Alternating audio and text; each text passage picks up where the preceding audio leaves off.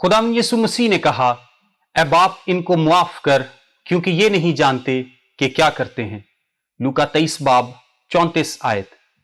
खुदावंद यीशु मसीह ने यह कलमा किसके लिए, किस वक्त और क्यों कहा, और इस कलमे का उस वक्त क्या मतलब था और आज हमारी जिंदगियों पर इसका क्या इतलाक है, आइए जानते हैं।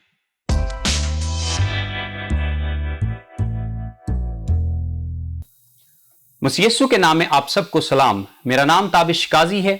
अगर आप इस चैनल पर नए हैं तो बराए मेहरबानी इस चैनल को सब्सक्राइब कीजिए और बेल नोटिफिकेशन पर क्लिक कीजिए ताकि हर आने वाली वीडियो का नोटिफिकेशन आपको मिल सके। और इस वीडियो को ज्यादा से ज्यादा लोगों तक शेयर करें ताकि आप बहुत सारे लोगों की जिंदगी में बरकत का वसीला बन सकें।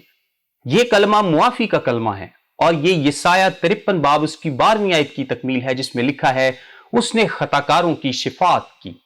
खुदावंद यीशु मसीह को जुमे की सुबह 9 बजे के करीब सलीब दिया गया और यह कलमा खुदावंद यीशु मसीह ने 9 से 12 के दरमियान कहा।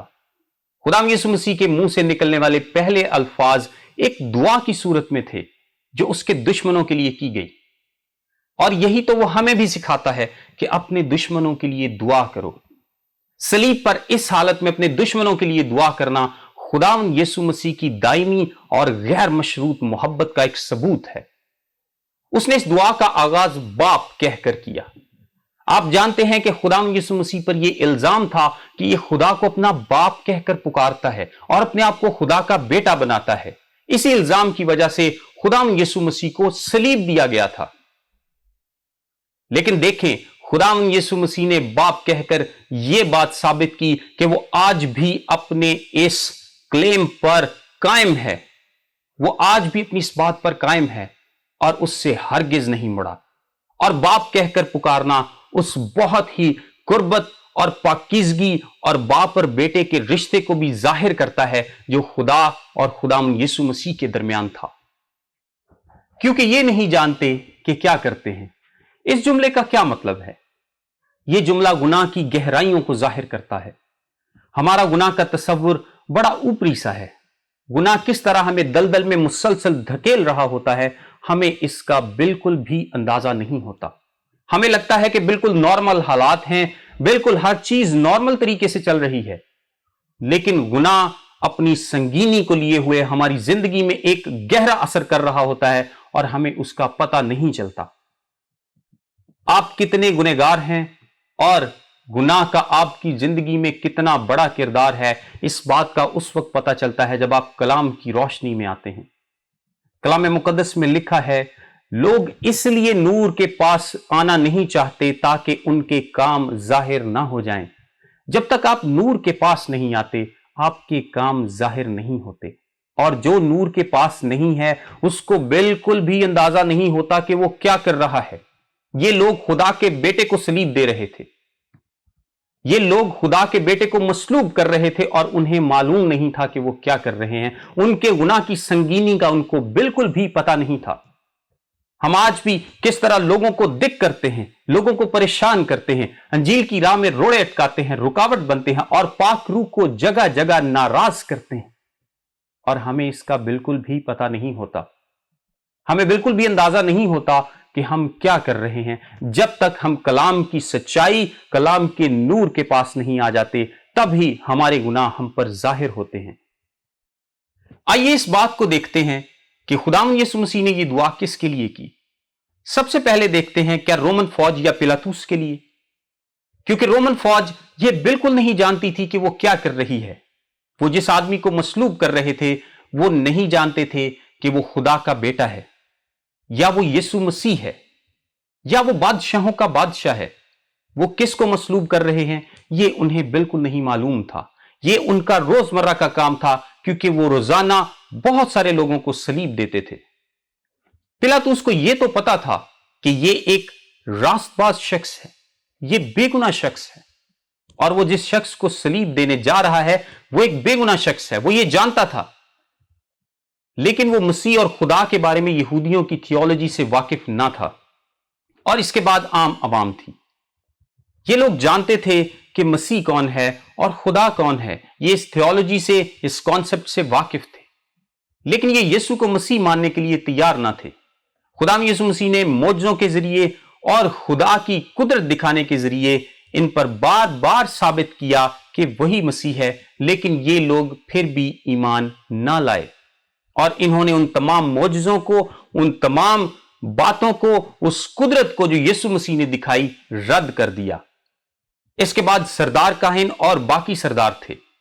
یسوع ان کی سیٹ کے لیے، ان کی پوزیشن، ان کے اختیار کے لیے ایک خطرہ تھا، اور وہ بالکل بھی نہیں چاہتے تھے کہ ان کی پوزیشن کو، ان کے اختیار کو کسی سے بھی کوئی خطرہ ہو، چاہے وہ خدا کا بیٹا ہی ہو۔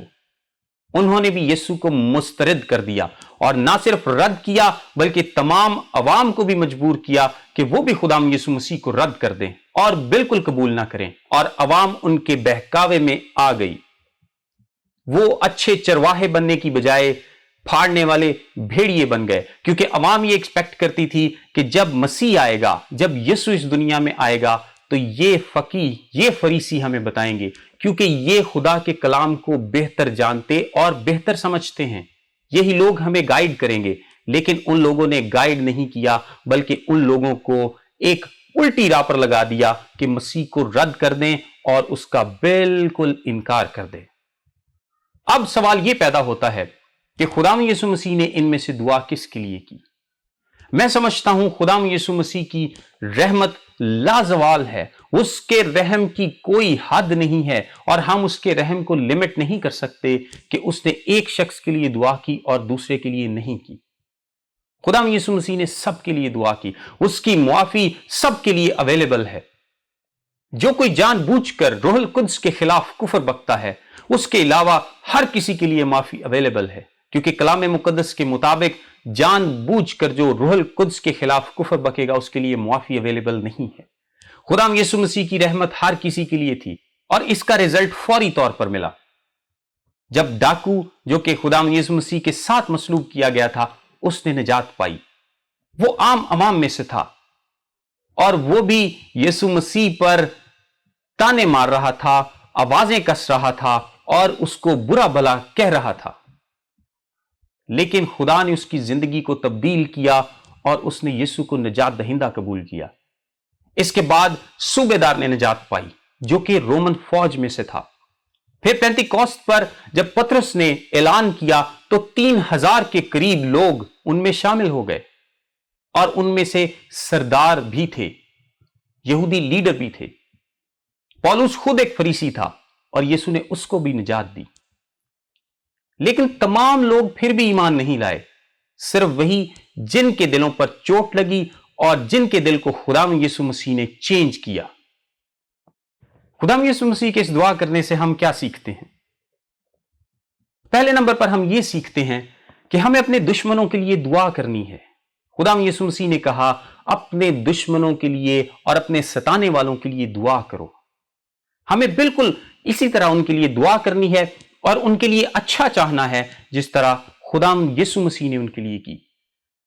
اس کے بعد ہم سیکھتے ہیں کہ مسیحی مذہب ہی ایک ایسا مذہب ہے جو معافی کو سکھاتا ہے، جو سکھاتا ہے کہ اپنے دشمنوں کو معاف کرو، اپنے ستانے والوں کا بھلا کرو۔ سارے لوگ بدلہ لینے کی کوشش کرتے ہیں، لیکن ایک مسیحی ہے جو نہ صرف معاف کرتا ہے بلکہ دعا بھی کرتا ہے، اور یہی مسیح کے پیروکاروں کی نشانی ہے۔ اس کے بعد ہم سیکھتے ہیں کہ خدا یسوع مسیح گناہوں کی معافی دینے کی قدرت رکھتا ہے۔ اس نے صلیب پر ڈاکو کے گناہ معاف کر کے اور اس کو نجات دے کر یہ ثابت کیا کہ گناہ چاہے کوئی بھی ہو اور حالت چاہے کوئی بھی ہو، اگر آپ خدا یسوع مسیح سے معافی مانگیں گے تو وہ آپ کو بھی معاف کرنے پر تیار ہے۔ خدا کے خادم چارلس اسپرجن نے کہا کہ گناہ چاہے کس قسم کا بھی ہو، خدا اس کو معاف کرنے کی کوئی نہ کوئی وجہ ڈھونڈ ہی لیتا ہے اگر آپ اس سے معافی مانگیں تو۔ خدا یسوع مسیح نے وہ دعا ہمارے لیے بھی کی تھی، اور آج بھی وہ ہماری شفاعت کرتا ہے۔ رومیو 8 باب اور اس کی 34 آیت میں لکھا ہے، کون ہے جو مجرم ٹھہرائے گا؟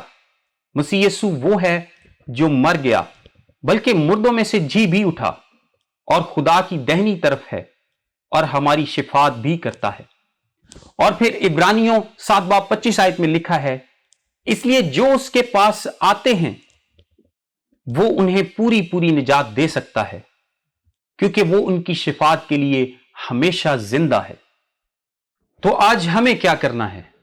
ہمیں خداوند یسوع مسیح کے پاس آنا ہے اور سچے دل سے اس کو نجات دہندہ قبول کرنا ہے۔ عبرانیوں 10 باب اس کی 22 آیت میں لکھا ہے، تو آؤ ہم سچے دل اور پورے ایمان کے ساتھ اور دل کے الزام کو دور کرنے کے لیے دلوں پر چھینٹے لے کر اور بدن کو صاف پانی سے دھلوا کر خدا کے پاس چلیں۔ خدا آپ سب کو برکت دے، آمین۔